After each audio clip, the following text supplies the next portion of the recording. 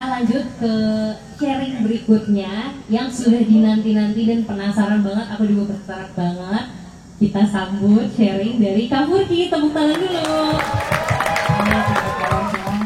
Selamat malam Kak Furki.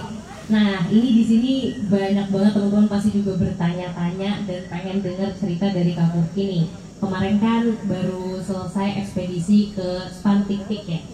Nah, boleh dong Kak Furki diceritain dulu deh secara garis besar gimana sih pengalaman pas lagi daki Gunung Spantik kemarin? Terima kasih Mbak Siva. Jadi selamat malam semuanya sebelumnya. Jadi saya mau ceritakan beberapa bulan lalu di bulan Agustus saya sempat daki ekspedisi ke gunung namanya Spantik Peak atau Puncak Spantik. Itu ada di pegunungan Karakoram, letaknya di negara Pakistan. Nah, jadi gunung itu memiliki ketinggian 7.027 mdpl atau meter di atas permukaan laut. Nah, saya pergi ke sana, durasi pendakiannya 30 hari ekspedisinya. Namun pendakiannya sendiri, maksudnya jalan kakinya atau proses climbingnya itu di sekitar 3 minggu 21 hari. Sisanya di kotanya atau perjalanannya. Dan itu pertama kalinya saya mencoba mendaki ke gunung di atas ketinggian 7.000. Jadi pengalaman yang tidak terlupakan ya. Wow, luar biasa. Dan kalau Kak Furki sendiri penasaran dong kenapa milih Spantik Peak gitu kemarin? Oke. Jadi sebelum mendaki ke Spantik Peak saya sudah pernah mendaki ke gunung di atas 6.000 mdpl. Jadi kenapa milih Spantik Peak itu? Karena selain ketinggian, gunung bersalju atau tiap gunung pun memiliki kesulitan masing-masing. Jadi kalau kemarin gunung 6000 itu dia gunungnya hanya yang walking peak namanya, jadi kita berjalan ke puncaknya, gak butuh teknis apapun. Sedangkan untuk yang ketinggian 7000 ini, saya mau mencoba ketinggiannya, altitude-nya, tapi selain itu juga saya mencari gunung dengan ketinggian 7000 tapi memiliki teknis yang lebih complicated. Jadi memang motivasinya untuk belajar lebih luas lah tentang pendakian. Oke.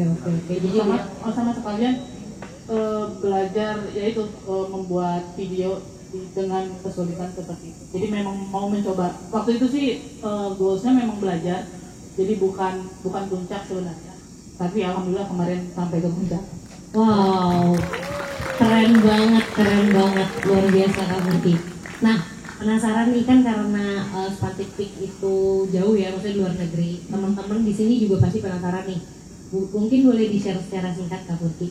Kira-kira persiapan untuk mau naik gunung di luar negeri itu apa aja sih, mulai dari perizinan, persiapan fisik, sampai peralatan yang harus disiapkan? Biasanya saya biasanya misahin teknis dan non teknis. Teknis itu untuk di pendakiannya, dan non teknis itu di luar pendakian ya, kayak bikin visa seperti apa, pesawat seperti apa, bagaimana mengumpulkan dananya, sponsor segala macam. Nah, untuk teknisnya saya pertama kali saya pasti mencari, kalau teman-teman suka mendaki tahu GPX file, dia yang menginfokan seluruh rute di gunung tersebut. Nah, karena Spantik ini jarang didaki oleh teman-teman pendaki internasional juga, jadi saya kemarin agak kesulitan untuk mencari rutenya. Ada juga hanya potongan-potongan perbagian, jadi kemarin agak lama untuk riset. Cuman akhirnya ketemu dan coba saya cocokkan dengan rute. Jadi saya juga merisetnya itu selain melihat internet atau blog, saya juga mencari orang yang tahun lalu pergi ke sana. Jadi saya wawancara, bukan wawancara sih, maksudnya kayak chat ke mereka apa aja kesulitannya, rute yang mereka lalui. Dari sana saya lihat ketinggiannya seperti apa, teknisnya di sebelah mana. Nah, dari situ saya mencari semua info, mengumpulkan semua resiko-resikonya, lalu saya bikin itinerary.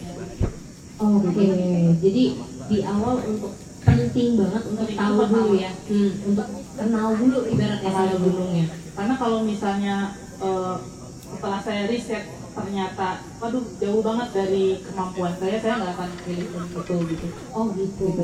Jadi kalau kemarin waktu saya lihat baca resikonya, oh sepertinya bisa nih dipersiapkan dalam 1 tahun, kan ada visi, terus melihat cuaca seperti apa nanti, seperti itu. Terus untuk non teknisnya biasanya kayak persiapan pesawat atau mungkin sponsor untuk dana dan beberapa non teknis lain biasanya dipersiapkan menjelang keberangkatan, mungkin 2 atau 3 bulan sebelum keberangkatan. Tapi untuk yang dari jauh-jauh hari itu riset untuk teknis gunungnya sendiri. Selama 1 tahun. Ya 1 tahun dengan persiapan. Luar biasa persiapan 1 tahun dan yang luar biasa persiapan dulu. Kak Murki sendiri ketika mencari tahu tentang Spantic Peak ini, resiko apa sih yang tadi disebutin itu yang ada di gunung ini dan challenge-nya apa? Jadi karena ini gunung dengan ketinggian 7.000, kalau kemarin yang gunung ketinggian 6.000 itu teknis mendakinya itu kita hanya bergerak dari titik 1 ke titik 2 semakin tinggi gitu. Sedangkan untuk ke 7.000 manusia itu butuh aklimatisasi. Jadi ada di saat dimana saya naik ke ketinggian 6.000, turun lagi ke 5.000, naik lagi ke 6.500, turun lagi ke 5.500. Nah seperti itu. Nah jadi teknisnya adalah kita harus bikin itinerary, kapan kita naik, kapan kita turun, lalu kita juga harus memperhitungkan logistiknya harus berapa banyak. Juga memperhitungkan kita udah bikin itinerary nih, nah jangan sampai saat kita muncak itu lagi bad weather atau lagi badai. Karena badai itu kan ngaclok ya, nggak tentu. Iya. Nah sedangkan kita juga harus memperhitungkan. Nah bagaimana memperhitungkan cuaca? Biasanya kita melihat ke beberapa aplikasi ramalan cuaca dan itu juga nggak bisa hanya satu. Beberapa aplikasi, jadi kita baca semua datanya, lalu kita bikin itinerary dari itu. Itu sih yang agak susah saat di lapangan. Wow, ternyata benar-benar butuh riset yang panjang Betul. untuk mendaki gunung itu. Kemarin perjalanan berarti Kak Murki dari Indonesia sendiri? Dari Indonesia sendiri, lalu di sana bergabung dengan tim dari negara lain, 3 dari 5 orang, 2 dari Australia, 1 dari Italia, 1 dari Belanda, saya di Indonesia. Nih, pendakian berapa lama? Total tadi? Tadi 21 hari. 21 hari ya? Iya, 21 hari. Sempat ada pengalaman seru nggak Pak? Boleh di-sharing? Atau yang nggak dilupain tuh pas kemarin? Jadi ada, karena itinerary itu dibikin oleh guide-nya, jadi kita agak berseteru sama guide-nya. Jadi saya juga bikin itinerary sendiri karena melihat kondisi tim, dan waktu itu kondisinya kita ada di camp terakhir dan akan menuju puncak. Kondisi lelah, jadi kita baru sampai jam 3 sore, tapi guide kami itu nyuruh jam 9 malam sudah harus puncak lagi. Sedangkan hari itu tuh seharian kita udah hampir 12 jam perjalanan, jadi kita udah Capek banget ya. dan berumpuk untuk summit di kemudian hari. Sedangkan saya juga udah lihat ramalan cuaca, 2 aplikasi itu udah bilang malam ini akan badai. Tapi guide-nya bersikukuh untuk terus lanjut karena katanya kalau nggak sampai sekarang nggak bisa summit gitu. Cuman saya juga nggak tahu alasannya apa. Nah akhirnya kita summit jam 11 malam, lalu benar memang badai. Badai besar sesuai sekali. perkiraan. Sesuai perkiraan, dan kita akhirnya putar balik. Nah di situ kita agak berseteru dengan jadwal gitu sih. Oke, tapi nggak ada kejadian seperti mungkin kecelakaan atau terjatuh atau Kecelakaan lebih ke terjatuh sih. Cuman itu saat turun setelah summit. sesudah Jadi summit. setelah pendakian, kalau di gunung bersalju itu treknya itu berubah-berubah. Artinya si salju itu kan punya, kalau dia malam hari suhu kan rendah, jadi si saljunya itu padat, lebih gampang dilangkah gitu. Sedangkan kalau agak siang sedikit, mungkin jam 10, jam 12, matahari itu kan bersinar terang banget ya, panas. Si salju itu jadi kayak lebih meleleh, mungkin seperti kita kalau ke Rinjani jalan di letter lah, susah gitu jalannya. Nah sedangkan ini salju, dan di bawah salju itu kan bukan hanya batu tapi ada jurang, ada tebing, jadi lebih susah untuk berjalan di siang hari. Nah waktu itu kita turun sudah siang, jadi beberapa dari kita terjatuh dan tali pengaman pun nggak terkait dengan benar, jadi kita agak meluncur sedikit di ke bawah. Meluncur itu maksudnya terperosok terjun? Terperosok. Lalu ya kita ada sistem rescue gitu beberapa menit, setengah jam.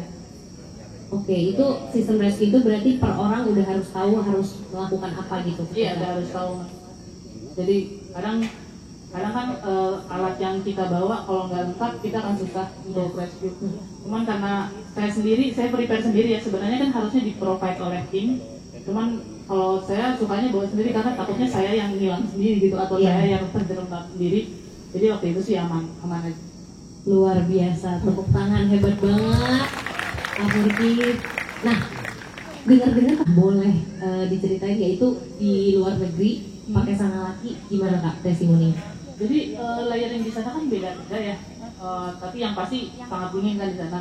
Nah, pakai jaket sandal laki itu dia nggak terlalu bulky, nggak terlalu besar, tapi juga nggak terlalu tipis. Oke. Jadi di sana kan ada beberapa kegiatan, ada yang di dalam tenda, ada yang di luar tenda kayak mungkin cari salju atau ngambil air, atau mungkin aktivitas. Nah itu saya cuma bisa pakai satu jaket itu aja, nggak perlu ganti-ganti jaket gitu. Wow. Jadi kan kalau misalnya kita di dalam tenda itu lebih hangat ya. Jadi kadang kalau pakai jaket yang terlalu tebal kita harus ganti lagi. Dan kalau di luar, kalau kita pakai jaket yang terlalu tipis, kita harus ganti yang lebih tebal. Jadi yang jaket sangat laki itu pas banget bisa. Jadi saya nggak usah ganti-ganti jaket. Juga karena bentuknya apa? Ramping kan. Dia kalau pas saya aklimatisasi berjalan gitu dan pakai harness, dia nggak, istilahnya nggak ngeganggu lah. Karena kan kalau pakai harness dia harus ngambil tali atau ngambil alat harus cepat, ngasih jaket ini nggak menghalangi, kita masih bisa gerak bebas gitu, enak. Luar biasa. Di sana suhunya sampai berapa tuh Kak? Sebenarnya kalau siang itu kalau matahari terik itu mungkin di 10 atau 11, tapi kalau di malam hari itu bisa minus 20-an. Minus Ya. 20-an. Itu rasanya kayak gimana Kak? Rasanya nggak mau keluar tenda udah. Berarti gerak aja juga aduh malas gitu ya? Iya, iya. Oh tiba-tiba lapar mau buang air kecil atau buang air besar? Ya harus keluar, berarti kita harus pakai semua jaketnya. Kalau misalnya siang ya nggak masalah karena suhunya juga nggak terlalu dingin. Tapi kalau malam hari ya kita harus pakai pakaian lengkap, pakai boots juga baru keluar. Tapi biasanya sih kita kayak udah buang air dulu sebelum sunset gitu. Jadi memang karena malas juga kan keluar malam-malam. Oke, kalau di sini kan kita buang air galinya tanah, sana berarti gali salju Kak? Gali salju. Oh gali salju. Jadi tapi gali saljunya tuh harus dalam. Kenapa? Karena kalau misalnya kita buang air saat malam hari atau sore hari, saat saljunya tinggi. Saat siang hari kan saljunya turun, nah kelihatan itu. Jadi harus dalam. Dia campur kelihatan Oke. Nah dengar-dengar Kak Furki sekarang lagi mempersiapkan ekspedisi ke Gunung Kartens sebenarnya. Keinginan ada, cuman kondisinya sekarang itu agak susah diakses, mungkinnya perizinan akses. Tapi semoga sih bisa kesampaian untuk ke dan mungkin kalau nggak tahun ini mungkin tahun depan. Kak Furki mau ekspedisi ke salah satu Seven Summit dunia, kita doain ya teman-teman semoga lancar dan bisa berhasil ke sana Kak Furki. Terima kasih banyak untuk sharingnya Kak Furki.